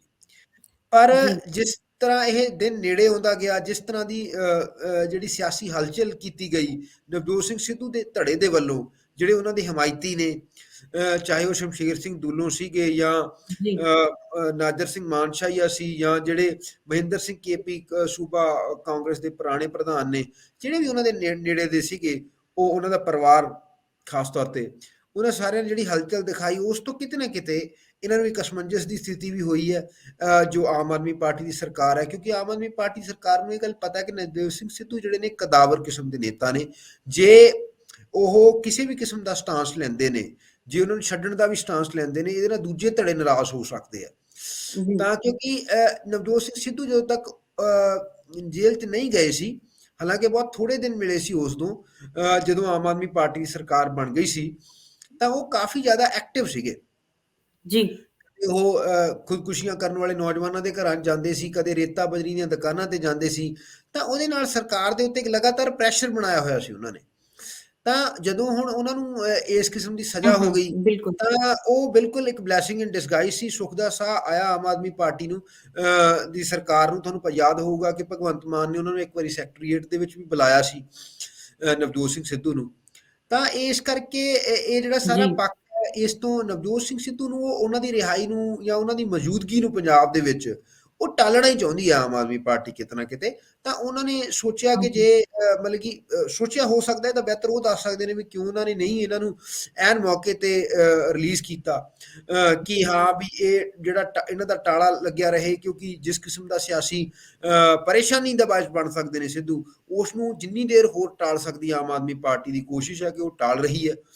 ਇਸ ਦੇ ਨਾਲ ਹੀ ਜਿਹੜੇ ਹੋਰ ਕੈਦੀ ਸੀਗੇ ਜਿਨ੍ਹਾਂ ਨੇ ਵਿਚਾਰਿਆਂ ਨੇ ਰਿਲੀਜ਼ ਹੋਣਾ ਸੀ, ਉਹਨਾਂ ਦੀ ਰਿਹਾਈ ਵੀ ਰਹਿ ਜੀ। ਗਈ ਹੈ, ਕਿਉਂਕਿ ਉਹਨਾਂ ਨੇ ਬਹਾਨਾ ਇਹ ਲਗਾਇਆ ਕਿ ਸਾਡੀ ਜਿਹੜੀ ਕੈਬਨਿਟ ਦੀ ਮੀਟਿੰਗ ਹੋਣੀ ਸੀ, ਉਹ ਕੈਬਨਿਟ ਦੀ ਮੀਟਿੰਗ ਦੇ ਵਿੱਚ ਇਹ ਚੀਜ਼ ਪਾਸ ਨਹੀਂ ਹੋ ਸਕੀ। ਹਾਲਾਂਕਿ ਕੈਬਨਿਟ ਦੀ ਮੀਟਿੰਗ ਦੀ ਇਸ 'ਚ ਕੋਈ ਲੋੜ ਨਹੀਂ ਹੁੰਦੀ, ਇਹਦੇ ਵਿੱਚ ਸਿੱਧਾ ਚੀਫ ਮਿਨਿਸਟਰ ਜਿਹੜਾ ਗਵਰਨਰ ਨੂੰ ਕਹਿ ਸਕਦਾ, ਗਵਰਨਰ ਨੇ ਉਸ ਨੂੰ ਸੈਂਕਸ਼ਨ ਦੇਣੀ ਹੁੰਦੀ ਹੈ। ਤਾਂ ਨਿਰਸੰਦੇਹ ਮਤਲਬ ਕਿ ਇੱਕ ਪੂਰੇ ਢੰਗ ਦੇ ਨਾਲ, ਪੂਰੀ ਪਲੈਨਿੰਗ ਦੇ ਨਾਲ ਇਹ ਜਿਹੜਾ ਫੈਸਲਾ ਨਹੀਂ ਲਿਆ ਗਿਆ ਆਮ ਆਦਮੀ ਪਾਰਟੀ ਵੱਲੋਂ। ਜੀ। ਤੇ ਜੇ ਗੱਲ ਕਰੀਏ ਵੀ ਆਮ ਆਦਮੀ ਪਾਰਟੀ ਜਿਹੜੀ ਹੈ, ਮੁਹੱਲਾ ਕਲੀਨਿਕਾਂ ਨੂੰ, ਜਿਹੜੀਆਂ ਡਿਸਪੈਂਸਰੀਆਂ ਨੇ, ਉਹਨਾਂ ਦੇ ਵਿੱਚ ਚੇਂਜ ਕਰਨ ਦੇ ਕਰਕੇ ਵੀ ਕਾਫੀ ਜਿਹੜੇ ਵਿਵਾਦ ਦੇ ਵਿੱਚ ਹੈ, ਕੀ ਉਹਦੇ ਬਾਰੇ ਕਹਿ ਸਕਦੇ ਹੋ ਤੁਸੀਂ? ਹਾਂਜੀ, ਪੰਜਾਬ ਦਾ ਜਿਹੜਾ ਪ੍ਰਾਇਮਰੀ ਹੈਲਥ ਸੈਂਟਰ ਹੈ, ਉਹ one of the biggest in the country. ਜੀ। ਜਦੋਂ ਪ੍ਰਤਾਪ ਸਿੰਘ ਕੈਰੋਂ ਦੀ ਗਵਰਨਮੈਂਟ ਸੀ, ਉਦੋਂ ਇਹ ਜਿਹੜਾ ਸਾਰਾ ਢਾਂਚਾ ਵਿਕਸਿਤ ਕੀਤਾ ਗਿਆ। ਫਿਰ ਜਦੋਂ ਸੂਬਾ ਡਿਵਾਈਡ ਹੁੰਦਾ 66 ਦੇ ਵਿੱਚ, ਉਸ ਤੋਂ ਬਾਅਦ ਵੀ ਪੰਜਾਬ ਦਾ ਜਿਹੜਾ ਹੈਲਥ ਸਿਸਟਮ ਹੈ, ਉਹਦੀ ਬਹੁਤ ਸਾਰੀਆਂ ਪ੍ਰੋਬਲਮ ਨੇ। ਪਰ ਗਰਾਊਂਡ ਲੈਵਲ ਤੇ ਜਿਹੜੀ ਪ੍ਰਾਇਮਰੀ ਹੈਲਥ ਸੈਂਟਰਸ ਨੇ, ਉਹਨਾਂ ਦੀ ਕਾਫੀ ਮਤਲਬ ਕਿ ਜਿਹੜੀ ਉਹਨਾਂ ਦੀ ਕਹੀਏ ਆਪਾਂ, ਉਹਨਾਂ ਦੀ ਜਿਹੜੀ ਗਿਣਤੀ ਹੈ, ਗਿਣਤੀ ਦੇ ਪੱਖ ਤੋਂ ਉਹ ਕਾਫੀ ਜ਼ਿਆਦਾ ਐਕਟਿਵ ਰਹੀਆਂ ਨੇ। ਉਹ ਖਸਾਰੇ ਦੀਆਂ ਸ਼ਿਕਾਰ ਰਹੀਆਂ ਨੇ ਜ਼ਰੂਰ, ਸਟਾਫ ਦੀ ਕਮੀ ਹੈ, ਕਦੇ ਦਵਾਈਆਂ ਦੀ ਕਮੀ ਹੈ, ਪਰ ਫਿਰ ਵੀ ਪ੍ਰਾਇਮਰੀ ਹੈਲਥ ਕੇਅਰ ਸੈਂਟਰ ਜਿਹੜੇ ਨੇ ਉਹ ਚੱਲਦੇ ਰਹੇ ਨੇ। ਪਿੰਡਾਂ ਦੇ ਵਿੱਚ ਜਣੇਪੇ ਵੀ ਉਹਨਾਂ ਦੇ ਥਰੂ ਹੋਏ ਨੇ, ਜੀ। ਤੇ ਇਹ ਇੱਕ ਬਹੁਤ ਵੱਡੀ ਰਿਸਪਾਈਟ ਹੈਗੀ ਆ ਪੇਂਡੂ ਖੇਤਰਾਂ ਦੇ ਵਿੱਚ, ਸ਼ਹਿਰੀ ਖੇਤਰਾਂ ਦੇ ਵਿੱਚ। ਤੇ ਹੁਣ ਜਿਸ ਤਰ੍ਹਾਂ ਮੁਹੱਲਾ ਕਲੀਨਿਕ ਦਾ ਮਾਡਲ ਦਿੱਲੀ ਤੋਂ ਲੈ ਕੇ ਆਏ ਨੇ ਜੀ। ਭਗਵੰਤ ਮਾਨ, ਉਹਦੇ ਵਿੱਚ ਇਹ ਲੋਕਾਂ ਦੀ ਪਰਸੈਪਸ਼ਨ ਇਹ ਸੀ ਕਿ ਇਹ ਮੁਹੱਲਾ ਕਲੀਨਿਕ ਕੁਝ ਅੱਡ ਤੋਂ ਹੋਣਗੇ, ਤੇ ਇਹਨਾਂ ਦਾ ਪ੍ਰਾਇਮਰੀ ਹੈਲਥ ਕੇਅਰ ਸੈਂਟਰ, ਕਿਉਂਕਿ ਉਹ ਤਾਂ ਆਲਰੇਡੀ ਚੱਲ ਰਹੇ ਨੇ, ਕਈ ਸਾਲਾਂ ਤੋਂ, ਦਹਾਕਿਆਂ ਤੋਂ ਚੱਲ ਰਹੇ ਨੇ, ਉਹਨਾਂ ਦੇ ਨਾਲ ਕਿਸੇ ਵੀ ਕਿਸਮ ਦਾ ਕਲੈਸ਼ ਨਹੀਂ ਹੋਏਗਾ। ਪਰ ਸਰਕਾਰ ਨੂੰ ਸਟਾਫ ਵੀ ਚਾਹੀਦਾ ਸੀ ਤੇ ਜਗ੍ਹਾ ਵੀ ਚਾਹੀਦੀ ਸੀ ਮੁਹੱਲਾ ਕਲੀਨਿਕ ਵਾਸਤੇ। ਤਾਂ ਇਹਨਾਂ ਨੇ ਇਹੀ ਸੂਟ ਸਮਝਿਆ ਕਿ ਜਿਹੜਾ ਸਟਾਫ ਵੀ ਸਾਨੂੰ ਬਣਿਆ ਬਣਾਇਆ ਮਿਲ ਜੇ, ਤੇ ਸਾਨੂੰ ਜਗ੍ਹਾ ਵੀ ਬਣੀ ਬਣਾਈ ਮਿਲ ਜੇ, ਤਾਂ ਉਸ ਦੇ ਉੱਤੇ ਮੁਰੰਮਤ ਕਰਵਾ ਕੇ ਪ੍ਰਾਇਮਰੀ ਹੈਲਥ ਕੇਅਰ ਸੈਂਟਰਸ ਨੂੰ ਹੀ ਰਿਪਲੇਸ ਕੀਤਾ ਜਾ ਰਿਹਾ ਬਹੁਤ ਸਾਰੀਆਂ ਥਾਵਾਂ ਤੇ ਮੁਹੱਲਾ ਕਲੀਨਿਕਾਂ ਦੇ ਵਿੱਚ। ਤਾਂ ਉਸ ਦਾ ਵਿਰੋਧ ਹੋ ਰਿਹਾ ਪਿੰਡਾਂ ਦੇ ਵਿੱਚ, ਕਿਉਂਕਿ ਵਿਰੋਧ ਹੋਣਾ ਸੁਭਾਵਿਕ ਵੀ ਹੈ, ਕਿਉਂਕਿ ਪ੍ਰਾਇਮਰੀ ਹੈਲਥ ਕੇਅਰ ਸੈਂਟਰ ਜਿਹੜੇ ਲੋਕਾਂ ਦੇ ਚੇਤਿਆਂ ਦੇ ਵਿੱਚ ਵਸੇ ਹੋਏ ਨੇ, ਰੋਜ਼ਮਰਾ ਦੇ ਲੈਵਲ ਤੇ ਲੋਕ ਉੱਥੇ ਜਾਂਦੇ ਨੇ। ਤੇ ਜਦੋਂ ਤੁਸੀਂ ਇਸ ਕਿਸਮ ਦਾ ਇੱਕ ਨਵਾਂ ਸਟਰਕਚਰ, ਜਿਹਦੇ ਬਾਰੇ ਉਹਨੇ ਕਿੰਨੀ ਦੇਰ ਚੱਲਣਾ, ਕਿੰਨੀ ਦੇਰ ਨਹੀਂ ਚੱਲਣਾ, ਹਾਲੇ ਕੋਈ ਨਹੀਂ ਪਤਾ, ਉਦੋਂ ਜਦੋਂ ਤੁਸੀਂ ਇਸ ਕਿਸਮ ਦਾ ਕੋਈ ਨਵੀਂ ਇੰਟਰੋਡਿਊਸ ਕਰਦੇ ਹੋ, ਤਾਂ ਲੋਕਾਂ ਦੇ ਰਿਐਕਸ਼ਨ ਆਉਂਦਾ, ਤਾਂ ਉਹ ਰਿਐਕਸ਼ਨ ਆ ਵੀ ਰਿਹਾ। ਕੁਝ ਤਾਂ ਲੋਕਾਂ ਦਾ ਰਿਐਕਸ਼ਨ ਹੈਗਾ ਕਿ ਜੇ ਇਹ ਹੈਲਥ ਕੇਅਰ ਸੈਂਟਰ ਬੰਦ ਹੋ ਗਏ, ਪ੍ਰਾਇਮਰੀ ਹੈਲਥ ਕੇਅਰ ਸੈਂਟਰ, ਕੱਲ ਨੂੰ ਇਹ ਸਰਕਾਰ ਬਦਲ ਗਈ, ਮੁਹੱਲਾ ਕਲੀਨਿਕਾਂ ਦਾ ਫਿਊਚਰ ਦਾ ਤਾਂ ਕੋਈ ਪਤਾ ਨਹੀਂ, ਤੇ ਜਿਹੜਾ ਮਾੜਾ ਮੋਟਾ ਸਾਨੂੰ ਇੱਥੋਂ ਸਿਸਟਮ ਚੱਲ ਰਿਹਾ, ਉਹ ਸਿਸਟਮ ਵੀ ਸਾਡਾ ਬੰਦ ਹੋ ਜਾਊਗਾ। ਤਾਂ ਲੋਕਾਂ ਦਾ ਡਰ ਸੱਚਾ ਵੀ ਹੈ। ਪਰ ਇਸ ਦੇ ਨਾਲ ਹੀ ਇੱਕ ਚੀਜ਼ ਹੋਰ ਵੀ ਹੋ ਰਹੀ ਹੈ ਕਿ ਜਿਹੜੀਆਂ ਦੂਜੀਆਂ ਸਿਆਸੀ ਪਾਰਟੀਆਂ ਨੇ, ਉਹਨਾਂ ਨੂੰ ਇਹਦੇ ਵਿੱਚ ਮੌਕਾ ਮਿਲ ਰਿਹਾ। ਉਹਨਾਂ ਦੇ ਜਿਹੜੇ ਸਿਆਸੀ ਧੜੇ ਨੇ ਪਿੰਡ ਪੱਧਰ ਤੇ, ਉਹਨਾਂ ਨੇ ਆਪਣੇ ਬੰਦੇ ਵਿੱਚ ਐਕਟਿਵ ਕੀਤੇ ਹੋਏ ਨੇ। ਤੁਸੀਂ ਦੇਖਿਆ ਕਿ ਲਾਭ ਸਿੰਘ ਉਗੋਕੇ ਦੀ ਜਿਹੜੀ ਇੱਕ ਵਾਇਰਲ ਵੀਡੀਓ ਹੋਈ ਹੈ ਦੇ ਵਿੱਚ, ਉਹ ਕਾਂਗਰਸ ਦੇ ਸਰਪੰਚ ਨੇ, ਜਿਹੜਾ ਕਾਂਗਰਸ ਸਰਪੰਚ ਨੇ, ਉਹ ਵਿਰੋਧੀ। ਤਾਂ ਓਬਵੀਅਸਲੀ ਹਾਲੇ ਪੰਚਾਇਤਾਂ ਦੀਆਂ ਇਲੈਕਸ਼ਨਾਂ ਨਹੀਂ ਹੋਈਆਂ ਜਦੋਂ ਦੀ ਇਹ ਗਵਰਨਮੈਂਟ ਆਈ ਹੈ, ਹਾਲੇ ਪੰਚਾਇਤਾਂ ਪੁਰਾਣੀਆਂ ਹੀ ਚੱਲ ਰਹੀਆਂ ਨੇ। ਤਾਂ ਉਹ ਜ਼ਿਆਦਾਤਰ ਕਲੈਸ਼ ਪਿੰਡਾਂ ਦੇ ਵਿੱਚ ਆਇਆ, ਤੇ ਆਮ ਆਦਮੀ ਪਾਰਟੀ ਇਸ ਗੱਲ ਤੇ ਕੋਈ ਬਹੁਤ ਜ਼ਿਆਦਾ ਸਪਸ਼ਟ ਸਟੈਂਡ ਨਹੀਂ ਰੱਖ ਸਕੀ ਕਿ ਇਹਨਾਂ ਨੇ ਕਿਉਂ ਇਹਨਾਂ ਨੂੰ ਚੁਣਿਆ ਹੈਗਾ ਪ੍ਰਾਇਮਰੀ ਹੈਲਥ ਕੇਅਰ ਸੈਂਟਰਸ ਨੂੰ, ਹੈਨਾ। ਤਾਂ ਹਾਲਾਂਕਿ ਬਿਕਰਮਜੀਤ ਸਿੰਘ ਮਜੀਠੀਆ ਨੇ ਵੀ ਇੱਕ ਪ੍ਰੈਸ ਕਾਨਫਰੰਸ ਕਰਕੇ ਕਿਹਾ ਕਿ ਇਹ ਸਾਰਾ ਫਰਾਡ ਹੈ। ਉਹਨਾਂ ਨੇ ਆਪਣੇ ਹਲਕੇ ਦੀ ਇੱਕ ਉਦਾਹਰਨ ਦਿੱਤੀ ਹੈ ਕਿ 1960 ਦੀ ਇੱਕ ਬਿਲਡਿੰਗ ਦੇ ਵਿੱਚ ਮੁਹੱਲਾ ਕਲੀਨਿਕ ਬਣਾਇਆ ਜਾ ਰਿਹਾ, ਤੇ ਜਿਹੜਾ ਬਿਲਡਿੰਗ ਹੈ ਉਹ ਅਨਸੇਫ ਡਿਕਲੇਅਰ ਹੋਈ ਹੈ। ਤਾਂ ਇੱਕ ਐਗਜ਼ਾਮਪਲ ਹੈ, ਇਸ ਕਿਸਮ ਦੀਆਂ ਹੋਰ ਬਹੁਤ ਸਾਰੀਆਂ ਹੋ ਸਕਦੀਆਂ। 100 ਮੁਹੱਲਾ ਕਲੀਨਿਕ ਹਾਲੇ ਦੇਣਾ ਹੈ। ਕੇਜਰੀਵਾਲ ਵੀ ਬੀਤੇ ਦਿਨੀ ਅੰਮ੍ਰਿਤਸਰ ਆਏ ਸੀ, ਤਾਂ ਉੱਥੇ ਵੀ ਉਹ ਇਹ ਕਲੇਮ ਕਰਕੇ ਗਏ ਨੇ। ਪਰ ਇੱਕ ਮੁਹੱਲਾ ਕਲੀਨਿਕ ਦਾ ਜਿਹੜਾ ਮਾਡਲ ਹੈ ਪੰਜਾਬੀਆਂ ਦੇ ਹਜੇ ਗਲੇ ਨਹੀਂ ਉਤਰ ਰਿਹਾ। ਦਿੱਲੀ ਤਾਂ 'ਚ ਤਾਂ ਵੀ ਬੜਾ ਸਕਸੈਸਫੁਲ ਰਿਹਾ, ਹਾਂਜੀ। ਹਾਂਜੀ, ਹਾਂਜੀ ਦਿੱਲੀ 'ਚ ਇਹ ਮਾਡਲ ਸਕਸੈਸਫੁਲ ਰਿਹਾ, ਪਰ ਪੰਜਾਬੀਆਂ ਨੂੰ ਹਜੇ ਇਹ ਜਿਹੜਾ ਠੀਕ ਨਹੀਂ ਮਹਿਸੂਸ ਹੋ ਰਿਹਾ, ਹਾਂਜੀ। ਹਾਂਜੀ, ਸਰਕਾਰ ਕਿਤੇ ਕਨਵੇ ਨਹੀਂ ਕਰ ਪਾ ਰਹੀ, ਜਾਂ ਹੂੰ, ਉਹਨਾਂ ਦੇ ਮਤਲਬ ਕਿ ਕਮਿਊਨੀਕੇਸ਼ਨ 'ਚ ਕਮੀ ਹੈ ਜਾਂ ਇਨਫਰਾਸਟ੍ਰਕਚਰ 'ਚ ਕਮੀ ਹੈ। ਜੀ, ਹਾਲ ਫਿਲਹਾਲ ਔਰ ਇਸ ਸਰਕਾਰ ਨੇ 3 ਜਿਹੜੇ ਨੇ ਉਹ ਹੈਲਥ ਮਿਨਿਸਟਰ ਦੇਖੇ ਨੇ ਜੀ, ਛੋਟੇ ਜਿਹੇ ਸਪੈਨ ਦੇ ਵਿੱਚ। ਇਹ ਵੀ ਇੱਕ ਵਜ੍ਹਾ ਹੈਗੀ ਹੈ ਕਿ ਕੋਈ ਉਸ ਕਿਸਮ ਦੀ ਪਲੈਨਿੰਗ ਸਿੱਧੇ ਰੂਪ ਦੇ ਵਿੱਚ ਨਹੀਂ ਹੋ ਪਾ ਰਹੀ। ਨਹੀਂ ਹੋ ਰਹੀ, ਜੀ। ਤੇ ਗੱਲ ਜਿਹੜੀ ਆਪਾਂ ਬੀਬੀਸੀ ਦੀ ਕਰਦੇ ਆਂ ਵੀ ਬੀਬੀਸੀ ਵੱਲੋਂ ਜਿਹੜੀ ਗੁਜਰਾਤ ਦੇ ਫਰਵਰੀ-ਮਾਰਚ 2002 ਦੇ ਫਿਰਕੂ ਦੰਗਿਆਂ ਬਾਰੇ ਇੱਕ ਡਾਕੂਮੈਂਟਰੀ ਇੰਡੀਆ ਦਾ ਮੋਦੀ ਕੁਐਸਚਨ ਦਾ ਜਿਹੜਾ ਪਹਿਲਾ ਪਾਰਟ ਆ ਉਹ 21 ਜਨਵਰੀ ਨੂੰ ਯੂਕੇ 'ਚ ਰਿਲੀਜ਼ ਕੀਤਾ ਗਿਆ ਤੇ ਭਾਰਤ 'ਚ ਇਸ ਸੰਬੰਧੀ ਕਾਫੀ ਵਾਦ-ਵਿਵਾਦ ਰਿਹਾ। ਸਰਕਾਰ ਵੱਲੋਂ ਕਿਹਾ ਗਿਆ ਵੀ ਇਹਦੇ ਵਿੱਚ ਸਾਰਾ ਕੂੜ ਪ੍ਰਚਾਰ ਕੀਤਾ ਗਿਆ ਹੈ। ਮੋਦੀ ਸਰਕਾਰ ਦੇ ਖਿਲਾਫ ਜਿਹੜੀਆਂ ਵੀ ਗੱਲਾਂ ਨੇ ਉਹ ਬਿਲਕੁਲ ਗਲਤ ਨੇ। ਕਿਸ ਤਰ੍ਹਾਂ ਇਹਦਾ ਸਾਰਾ ਤੁਸੀਂ ਦੇਖ ਰਹੇ ਹੋ?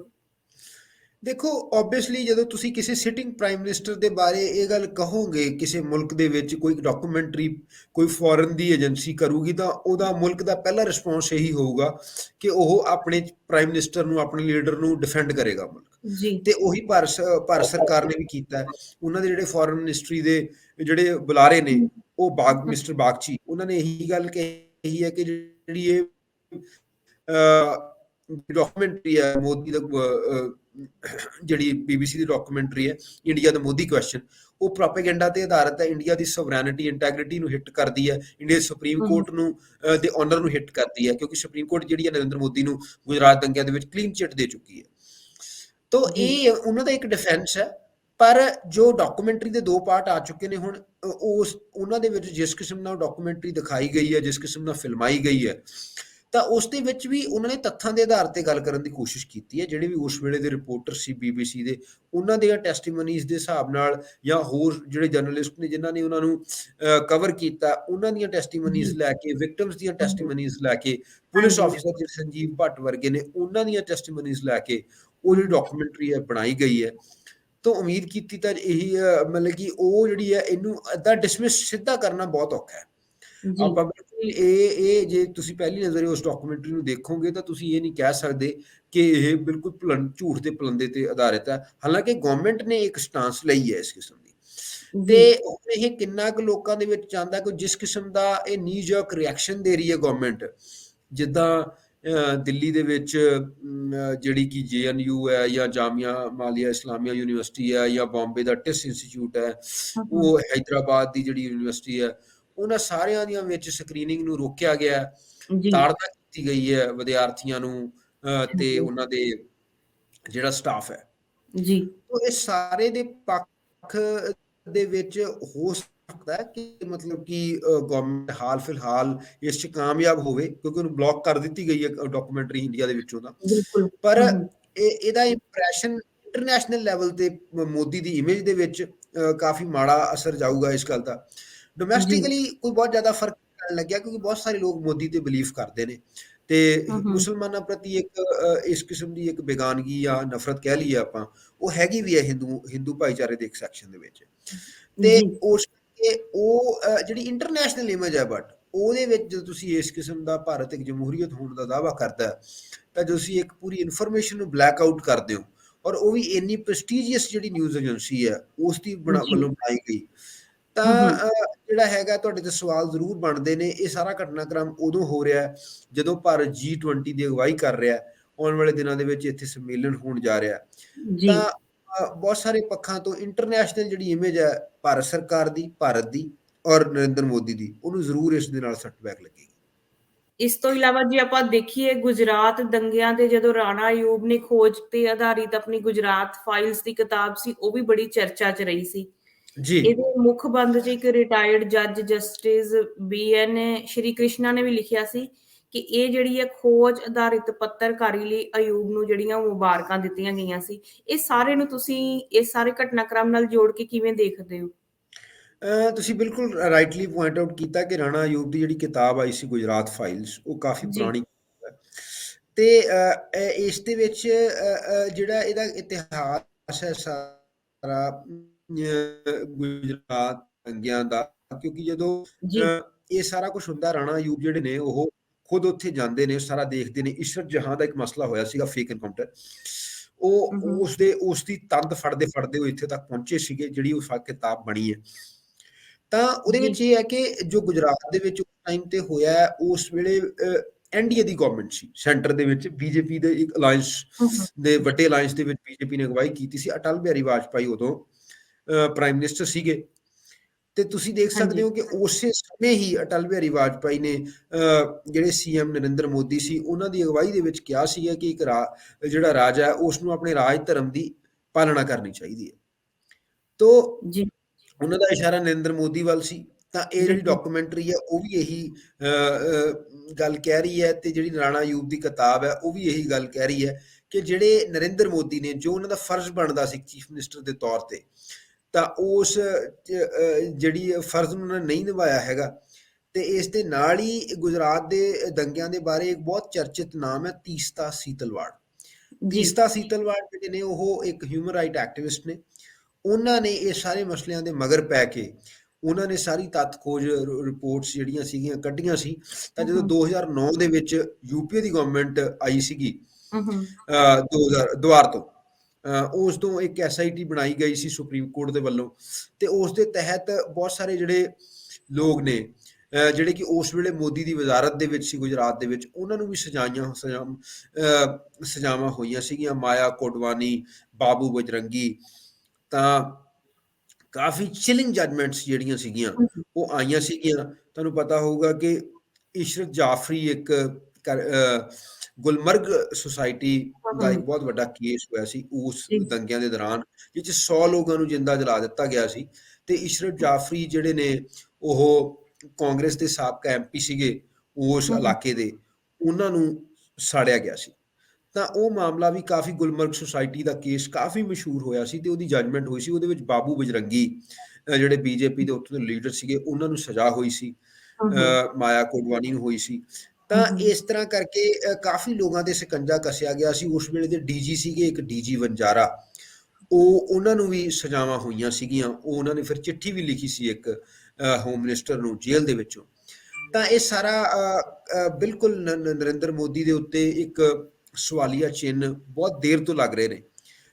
ਤਾਂ ਪਰ ਨਰਿੰਦਰ ਮੋਦੀ ਨੂੰ ਕਿਤੇ ਨਾ ਕਿਤੇ ਹੱਥ ਨਹੀਂ ਸੀ ਪਿਆ। ਇਸ ਡਾਕੂਮੈਂਟਰੀ ਦੇ ਵਿੱਚ ਵੀ ਇਹ ਦੱਸਿਆ ਗਿਆ ਕਿ ਜਦੋਂ 2004 ਦੇ ਵਿੱਚ ਨਰਿੰਦਰ ਮੋਦੀ ਜਿਹੜੇ ਨੇ ਉਹ ਇੰਗਲੈਂਡ ਦਾ ਦੌਰਾ ਕਰਦੇ ਨੇ, ਤਾਂ ਉੱਥੇ ਇੱਕ ਸਿਟੀਜ਼ਨ ਦਾ ਲਾਅ ਹੈਗਾ ਜਿਸ ਦੇ ਤਹਿਤ ਤੁਸੀਂ ਕੋਈ ਸਿਟੀਜ਼ਨ ਵੀ ਕੰਪਲੇਂਟ ਪਾ ਕੇ ਕਿਸੇ ਫੋਰਨ ਡਿਗਨੇਟਰੀ ਨੂੰ, ਜਾਂ ਜੇ ਉਹਨੂੰ ਲੱਗਦਾ ਕਿ ਕੋਈ ਬੰਦਾ ਫੋਰਨ ਦਾ ਜਿਹੜਾ ਕਿਸੇ ਅਪਰਾਧ 'ਚ ਇਨਵੋਲਵ ਰਿਹਾ, ਉਸ ਦੇ ਉੱਤੇ ਅਰੈਸਟ ਕਰਵਾ ਸਕਦਾ। ਤਾਂ ਉਹ ਕੋਸ਼ਿਸ਼ਾਂ ਵੀ ਹੋਈਆਂ ਸੀ, ਪਰ ਜਿਹੜੀ ਉਸ ਵੇਲੇ ਦੀ ਟੋਨੀ ਬਲੇਅਰ ਦੀ ਗਵਰਨਮੈਂਟ ਸੀ ਉਸਨੇ ਉਨੀ ਸਪੋਰਟ ਨਹੀਂ ਸੀ ਕੀਤੀ ਲੋਕਾਂ ਦੀ, ਕਿਉਂਕਿ ਇਸ ਸਾਰੇ ਦੰਗਿਆਂ ਦੇ ਵਿੱਚ 3 ਮੁਸਲਿਮ ਬ੍ਰਿਟਿਸ਼ ਜਿਹੜੇ ਸੀਗੇ ਉਹ ਮਾਰੇ ਗਏ ਸੀ ਇੰਡੀਅਨ ਓਰੀਜਨ ਦੇ। ਤਾਂ ਉਹਦੇ ਕਰਕੇ ਜਿਹੜੀ ਇੰਗਲੈਂਡ ਦੀ ਗਵਰਨਮੈਂਟ ਸੀ ਉਹ ਇਨਵੋਲਵ ਹੋਈ ਸੀ। ਜੈਕ ਸਟਰॉ ਜਿਹੜੇ ਨੇ ਉਸ ਵੇਲੇ ਫੋਰਨ ਸੈਕਟਰੀ ਸੀਗੇ, ਉਹਨਾਂ ਦਾ ਇਸ ਦਸਤਾਵੇਜ਼ੀ ਦੇ ਵਿੱਚ ਵੀ ਜ਼ਿਕਰ ਹੈ। ਤਾਂ ਉਹਨਾਂ ਨੇ ਇੱਕ ਰਿਪੋਰਟ ਬਣਵਾਈ ਸੀ। ਤਾਂ ਉਹ ਰਿਪੋਰਟ ਦੇ ਵਿੱਚ ਕਿਹਾ ਗਿਆ ਸੀਗਾ ਕਿ ਨਰਿੰਦਰ ਮੋਦੀ ਨੇ ਆਪਣੀ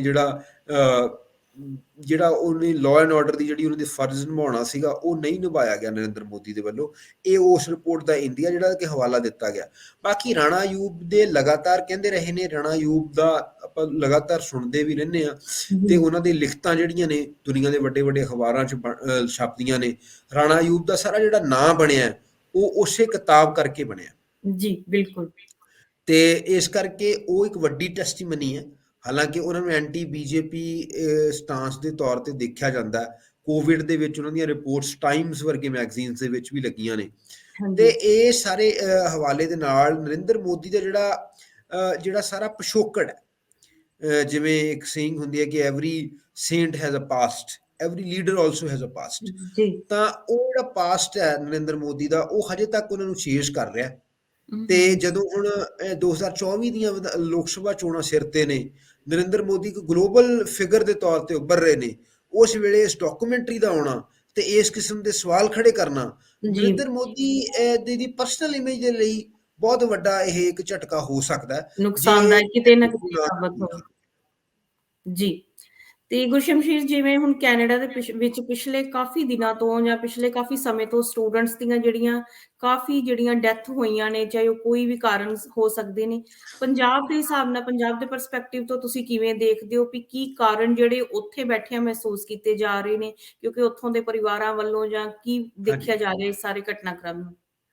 ਅਸਲ 'ਚ ਇਹ ਘਟਨਾਵਾਂ ਪਹਿਲਾਂ ਵੀ ਹੁੰਦੀਆਂ ਰਹਿੰਦੀਆਂ ਨੇ, ਬਹੁਤ ਰੈਗੂਲਰ ਇੰਟਰਵਲਸ ਦੇ ਵਿੱਚ, ਤੇ ਘਟਨਾਵਾਂ ਮਤਲਬ ਕਿ ਆਈਸੋਲੇਟਡ ਹੁੰਦੀਆਂ ਨੇ, ਇਸ ਕਰਕੇ ਇਕੱਠੇ ਰੂਪ 'ਚ ਇਹਦਾ ਜ਼ਿਕਰ ਨਹੀਂ ਹੁੰਦਾ। ਜੀ। ਪਰ ਜਿਸ ਵੇਲੇ ਇੱਕ ਲੜਕਾ, ਹੁਣ ਪਿਛਲੇ ਦਿਨਾਂ ਦੇ ਵਿੱਚ ਜਦੋਂ ਹੋਇਆ, ਇੱਕ ਲੜਕਾ ਜਿਹੜਾ ਬਿਲਕੁਲ ਤਾਜ਼ਾ ਗਿਆ ਸੀ, ਤਾਂ ਦੂਜੇ ਤੀਜੇ ਦਿਨ ਉਹਨੂੰ ਹਾਰਟ ਅਟੈਕ ਆ ਗਿਆ ਤੇ ਉਹਦੀ ਮੌਤ ਹੋ ਗਈ। ਉਸ ਹਾਂਜੀ। ਤੋਂ ਬਾਅਦ ਇਹ ਜਿਹੜਾ ਮਸਲਾ ਹੈ ਉਹ ਕਾਫੀ ਜ਼ਿਆਦਾ ਪਿੰਚ ਕੀਤਾ ਲੋਕਾਂ ਨੂੰ ਇੱਥੇ, ਜੀ। ਤੇ ਲੋਕਾਂ ਨੇ ਇਸ ਦੀ ਬਾਰੀਕੀ ਸਮਝਣ ਦੀ ਕੋਸ਼ਿਸ਼ ਕੀਤੀ ਕਿ ਇਹ ਹਮ, ਵਾਕਏ ਕਿਉਂ ਹੋ ਰਹੇ ਨੇ। ਜੀ। ਤਾਂ ਜਿੱਥੋਂ ਤੱਕ ਇਹ ਹੈਗਾ ਕਿ ਮਾਪਿਆਂ ਦੇ ਵਾਸਤੇ, ਤਾਂ ਦੇਖੋ ਮਾਪੇ ਜਿਹੜੇ ਨੇ, ਉਹ ਜਿਨ੍ਹਾਂ ਦਾ ਬੱਚਾ ਜਾਂਦਾ ਹੈ, ਬੇਸ਼ਤਰ ਜਿਹੜੇ ਇਹ ਘਟਨਾਵਾਂ ਵਾਪਰੀਆਂ ਨੇ ਸਟੂਡੈਂਟਸ ਨਾਲ ਵਾਪਰੀਆਂ ਨੇ। ਜੀ। ਤੇ ਇਹਦੇ ਵਿੱਚ ਤਿੰਨ ਕਿਸਮ ਦੀਆਂ ਘਟਨਾਵਾਂ ਹੋਈਆਂ ਨੇ। ਇੱਕ ਤਾਂ ਨੈਚੁਰਲ ਤਰੀਕੇ ਨਾਲ, ਜਿਵੇਂ ਹਾਰਟ ਅਟੈਕ ਹੁੰਦਾ ਹੈ, ਉਹਦੇ ਬਹੁਤ ਸਾਰੇ ਰੀਜ਼ਨ ਹੋ ਸਕਦੇ ਨੇ। ਹਮ। ਤੇ ਇੱਕ ਅਪਰਾਧਿਕ ਗਤੀਵਿਧੀਆਂ ਦੇ ਵਿੱਚ ਵੀ ਇਹ ਕਤਲ ਹੋ ਰਹੇ ਨੇ। ਹਮ। ਤੇ ਤੀਸਰੀ ਕਿਸਮ ਦੀ ਜਿਹੜੀ ਹੈਗੀ ਹੈ, ਉਹ ਜਿਹਦੇ ਵਿੱਚ ਮਤਲਬ ਕਿ ਅਚਾਨਕ ਮੌਤ ਹੋ ਰਹੀ ਹੈ, ਤਾਂ ਉਹਦੀ ਜਿਹੜੀ ਵਜ੍ਹਾ ਮੰਨੀ ਜਾ ਰਹੀ ਹੈ ਉਹ ਓਵਰਡੋਜ਼, ਡਰੱਗ ਓਵਰਡੋਜ਼ ਮੰਨੀ ਜੀ। ਜਾ ਰਹੀ ਹੈ। ਤੇ ਜਿਹੜੇ ਹਮ। ਜ਼ਿਆਦਾਤਰ ਲੋਕ ਨੇ, ਖਾਸ ਤੌਰ ਤੇ ਜਿਵੇਂ ਅਸੀਂ BC ਦੀ ਗੱਲ ਕਰੀਏ ਜਾਂ ਇਹ ਟੋਰਾਂਟੋ ਬਰੈਂਪਟਨ ਦੀ ਗੱਲ ਕਰੀਏ, ਉਹਨਾਂ ਇਲਾਕਿਆਂ ਦੇ ਵਿੱਚ ਜਿਹੜੀ ਮੌਤਾਂ ਨੌਜਵਾਨਾਂ ਦੀਆਂ ਹੋ ਰਹੀਆਂ ਨੇ, ਪੰਜਾਬੀ ਸਟੂਡੈਂਟਸ ਦੀਆਂ, ਉਹ ਡਰੱਗ ਓਵਰਡੋਜ਼ ਕਰਕੇ ਹੋ ਰਹੀਆਂ ਨੇ। ਪਰ ਇਹ ਜਦੋਂ ਉੱਥੋਂ ਦੇ ਜਰਨਲਿਸਟ ਨਾਲ ਜਾਂ ਉੱਥੋਂ ਦੇ ਜਿਹੜੇ ਲੋਕਲ ਬੰਦੇ ਨੇ ਉਹਨਾਂ ਨਾਲ ਗੱਲ ਕਰਦੇ ਆ ਤਾਂ ਪਤਾ ਲੱਗਦਾ। ਪਰ ਜਿਹੜੇ ਮਾਪੇ ਨੇ, ਉਹਨਾਂ ਵਾਸਤੇ ਇਹ ਗੱਲ ਮੰਨਣੀ ਤੇ ਇਹ ਗੱਲ ਦੱਸਣੀ ਬਹੁਤ ਔਖੀ ਹੈ। ਇਸ ਕਰਕੇ ਬਹੁਤੀ ਵਾਰ ਉਹ ਜਿਹੜਾ ਹੈਗਾ ਉਹਨੂੰ ਇੱਕ ਨੈਚੁਰਲ ਕਲੈਮਿਟੀ ਦੇ ਤੌਰ ਤੇ, ਨੈਚੁਰਲ ਘਟਨਾਕ੍ਰਮ ਦੇ ਤੌਰ ਤੇ ਪੇਸ਼ ਕੀਤਾ ਜਾਂਦਾ। ਤੇ ਹਮ। ਪਰ ਇਹਦੀ ਰਿਐਲਿਟੀ ਕਿਤੇ ਨਾ ਕਿਤੇ ਕੁਝ ਹੋਰ ਹੈ, ਤੇ ਬਿਲਕੁਲ। ਜ਼ਿਆਦਾਤਰ ਕੇਸਾਂ ਦੇ ਵਿੱਚ। ਤੇ ਇਸ ਦੇ ਨਾਲ ਹੀ ਜਿਹੜੀ ਕਮਿਊਨਿਟੀ ਸਰਵਿਸ ਹੈਗੀ ਆ, ਜਦੋਂ ਉਹ ਬੱਚਾ ਦੀ ਜਿਹੜੀਆਂ ਮੋਰਟਲ ਰਿਮੇਨਸ ਨੇ, ਜਿਹੜੀ ਉਹਦੀ ਡੈਡ ਬੋਡੀ ਹੈ, ਉਸ ਨੂੰ ਭੇਜਣ ਦੇ ਲਈ ਵੀ ਇੱਕ ਕਾਫੀ ਜੱਦੋ-ਜਹਿਦ ਹੈਗੀ ਹੈ। ਜੀ। ਤੁਸੀਂ ਇਸ ਲੈਵਲ ਤੇ ਦੇਖਦੇ ਹੋਵੋਗੇ, ਇੱਥੇ ਜਿਹੜਾ ਵੀ ਜੀ। ਕਮਿਊਨਿਟੀ ਦੇ ਵਿੱਚ ਇਹ ਚੀਜ਼ਾਂ ਹੋ ਰਹੀਆਂ ਨੇ, ਹਮ। ਫਿਰ ਉਹਨਾਂ ਦੇ ਕੋਈ ਅੱਗੇ ਪਿੱਛੇ ਨਹੀਂ ਹੁੰਦਾ। ਹਮ। ਕੋਈ ਬਹੁਤ ਦੂਰ ਦਾ ਰਿਸ਼ਤੇਦਾਰ ਹੁੰਦਾ ਹੈ, ਜਾਂ ਕੋਈ ਦੋਸਤ ਹੀ ਹੁੰਦੇ ਨੇ ਕਈ ਵਾਰ। ਦੋਸਤ ਹੀ, ਹਾਂਜੀ, ਹੁੰਦੇ, ਜਾਂ ਤਾਂ ਗੁਰਦੁਆਰਾ ਉਹਨਾਂ ਸਾਹਿਬ ਦੁਆਰਾ ਮਸਲਿਆਂ ਇਹ ਦੇ ਵਿੱਚ ਜ਼ਿੰਮੇਵਾਰੀ ਲਈ ਜਾਂਦੀ। ਫਿਰ ਹਾਂਜੀ। ਇਹ ਜਿਹੜਾ ਉਹਨਾਂ ਦੀ ਲਾਸ਼ਾਂ ਨੂੰ ਵਾਪਸ ਲਿਆਉਣ ਦਾ ਜਿਹੜਾ ਸਾਰਾ ਪ੍ਰੋਸੈਸ ਹੈ, ਉਹ ਕਾਫੀ ਟੀਡੀਅਸ ਹੋ ਜਾਂਦਾ ਹੈ। ਹਮ। ਤੇ ਪਰ ਇਹ ਚੀਜ਼ਾਂ ਵਾਪਰ ਰਹੀਆਂ ਨੇ, ਇਹ ਇੱਥੋਂ ਦੀ ਗਵਰਨਮੈਂਟ ਨੂੰ ਵੀ ਦੇਖਣਾ ਚਾਹੀਦਾ ਤੇ ਮਾਪਿਆਂ ਨੂੰ ਵੀ ਦੇਖਣਾ ਚਾਹੀਦਾ ਕਿ ਜਿਹੜੇ ਬੱਚੇ ਸਾਡੇ ਜਾ ਰਹੇ ਨੇ, ਉਹਨਾਂ ਨੂੰ ਸਹੀ ਗਾਈਡੈਂਸ ਦਈਏ ਕਿ ਇਸ ਕਿਸਮ ਦੇ ਕਿਸੇ ਵੀ ਟਰੈਪ ਦੇ ਵਿੱਚ ਨਾ ਫਸਣ, ਜਿਹਦੇ ਵਿੱਚ ਉਹਨਾਂ ਦਾ ਆਪਣਾ ਨੁਕਸਾਨ ਹੋਵੇ, ਪਰਿਵਾਰ ਦਾ ਨੁਕਸਾਨ ਹੋਵੇ। ਮੋਸਟਲੀ 80% ਦੇ ਵਿੱਚ ਕੇਸਿਸ ਜਿਹੜੇ ਆ ਉਹ ਡਰੱਗਸ ਨਾਲ ਰਿਲੇਟਡ ਹੀ ਹੋ ਸਕਦੇ ਆ। ਇੱਕਦਮ ਜਿਵੇਂ ਬੱਚੇ ਨੂੰ ਸਟ੍ਰੈਸ ਹੈ, ਜਾਂ ਉਹਨੂੰ ਦੂਸਰੇ ਗਲਤ ਕੰਮਾਂ 'ਚ ਉਹਦੇ ਲਗਾਇਆ ਜਾ ਆਪਣੇ ਰਿਹਾ, ਵੱਖਰੇ ਵੱਖਰੇ ਕਾਰਨ ਹੋ ਸਕਦੇ ਨੇ। ਕਾਰਨ ਹੋ ਸਕਦੇ, ਤੇ ਪਰ ਮੈਕਸਿਮਮ ਹਾਂਜੀ। ਜਿਹੜਾ ਕਾਰਨ ਦੇਖਣ ਦੇ ਵਿੱਚ ਆਇਆ ਉਹ ਇਹੀ ਹੈ। ਜੀ। ਹਾਂਜੀ। ਤੇ ਕੀ ਲੱਗਦਾ ਜੀ। ਵੀ ਉੱਥੋਂ ਹੁਣ ਪੇਰੈਂਟਸ ਜਾਂ ਜਿਹੜੇ ਆ ਰਹੀਆਂ ਫੈਮਲੀਜ਼ ਨੇ, ਉਹ ਆਪਣੇ ਬੱਚੇ ਭੇਜ ਰਹੇ ਨੇ, ਉਹ ਕਿਤੇ ਨਾ ਕਿਤੇ ਡਾਊਟਫੁਲ ਨੇ? ਮਤਲਬ ਹੁਣ ਜਿਹੜੇ ਪਿਛਲੇ ਦਿਨਾਂ 'ਚ ਇੰਸੀਡੈਂਟਸ ਵਾਪਰੇ ਨੇ ਉਹਨਾਂ ਤੋਂ ਦੇਖੋ, ਬਾਅਦ। ਤੁਹਾਨੂੰ ਇੰਟਰਸਟਿੰਗ ਵਾਕਿਆ ਦੱਸਦੇ ਹਾਂ ਜੀ। ਕਿ ਮਾਲਟਾ ਇੱਕ ਟ੍ਰੈਜਡੀ ਹੋਈ ਸੀ 1996 ਦੇ ਵਿੱਚ, ਦਸੰਬਰ ਦੇ ਵਿੱਚ। ਜੀ। ਬਹੁਤ ਸਾਰੇ ਜਿਹੜੇ ਪੰਜਾਬੀ ਨੌਜਵਾਨ ਸੀਗੇ, ਉਹ ਇਲੀਗਲੀ ਇਟਲੀ ਦੇ ਸਿਸਲੀ ਚੈਨਲ ਦੇ ਰਾਹੀਂ ਉਹ ਐਂਟਰ ਕਰਨਾ ਚਾਹੁੰਦੇ ਸੀ, ਤੇ ਉਹਦੇ ਵਿੱਚ ਬਹੁਤ ਵੱਡਾ ਦੁਖਾਂਤ ਸੀ। ਜੀ। ਬੰਦੇ ਡੁੱਬ ਗਏ ਸੀ ਕਾਫੀ ਜ਼ਿਆਦਾ। ਜਿਹੜੇ ਜੀ। ਪੰਜਾਬੀ ਨੌਜਵਾਨ ਨੇ, ਉਹ ਭਾਰਤੀ ਪੰਜਾਬ ਦੇ, ਪਾਕਿਸਤਾਨੀ ਪੰਜਾਬ ਦੇ 200 ਦੇ ਕਰੀਬ ਨੌਜਵਾਨ ਜਿਹੜੇ ਸੀ ਡੁੱਬੇ ਸੀ। ਤਾਂ ਅਸੀਂ ਬੀਤੇ ਦਿਨਾਂ ਦੇ ਵਿੱਚ ਉਹਦੀ ਦਸਤਾਵੇਜ਼ੀ ਕਰ ਰਹੇ ਸੀ, ਤਾਂ ਅਸੀਂ ਦੇਖਿਆ ਕਿ ਜਿਹੜੇ ਸਰਵਾਈਵਰ ਸੀਗੇ ਉਸ ਸਾਰੇ ਸਾਨੇ ਦੇ, ਉਹਨਾਂ ਵਿੱਚੋਂ ਬਹੁਤ ਸਾਰੇ ਫਿਰ ਥੋੜੇ ਸਾਲਾਂ ਬਾਅਦ, 1-2 ਸਾਲਾਂ ਬਾਅਦ, ਉਸੇ ਹੀ ਤਰੀਕੇ ਦੇ ਨਾਲ ਦੁਆਰ ਤੋਂ ਵੀ ਗਏ।